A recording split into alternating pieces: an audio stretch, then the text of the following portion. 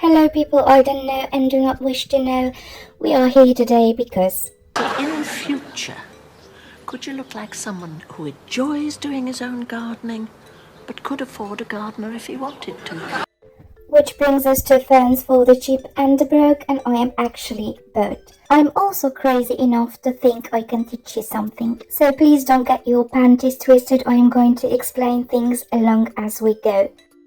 Which brings me to step 1. Get yourself some spores. Now, ferns grow from spores the same way plants grow from seed. What we want is to harvest the spores the same way we would harvest seeds, and that is without destroying our plant.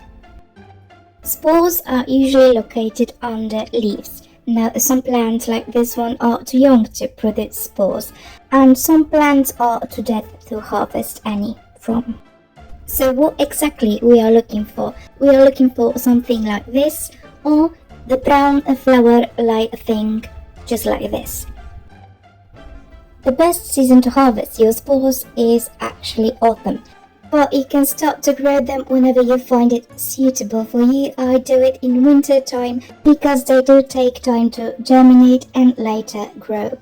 Harvest isn't the only option to get some spores. You can actually creep around your neighborhood and steal a leaf, or you can avoid a criminal record and ask your friend or a neighbor for a leaf. There are many ways you can get you some spores. If you do succeed in getting yourself a leaf, the next step to do is to extract your spores. I'm going to avoid scientific language not to confuse you and explain in simple terms. There is also the fact that my English is not good enough for me to sound smart in it.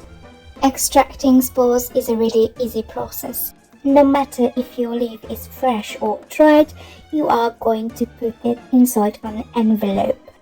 The next thing you do if your leaf is fresh is to either shake it or puff it. And if your leaf is dried, you can also use a stone or pick a stick, preferably still wrapped in an envelope. Pictured here is all of the release we get. Our release consists of two things: actual spores that look like dust and shells. I find that you do not have to separate them further. If I am in a possession of only one leaf, I am going to be cheap and scrap my spores. The thing you should remember next is that your spores and shells can come in as many shades of brown as your poop. Unlike your poop, you do not have to stress one is light and one is dark in color. After being done, we are moving to the next step, which is finding yourself a dish. My advice is to use a transparent one.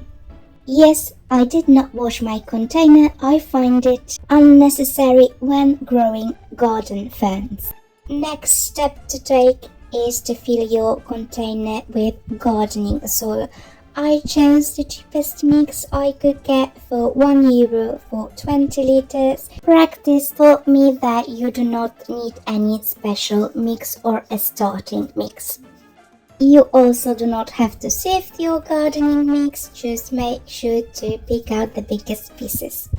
I filled my container with about 2 inches of soil, and then I'm going to pat it a bit and then moisten, because I find it is not moist enough and we need moist soil mix.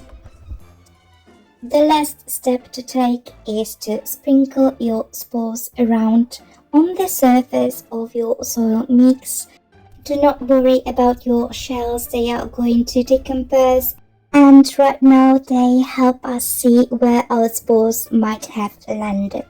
Now to end things, you need to wrap your container or just use one with a lid. Label your container and then put it away on a windowsill, one that is bright but does not have direct sun. All you have to do now is sometimes check if your box does not dry out. Germination takes around a couple of months and looks like this. All you have to do now is keep things as they are until your sporelings start to grow at least a couple of leaves. As you can see, it's nothing complicated. I'm tired of talking now, so I am going to go. Bye.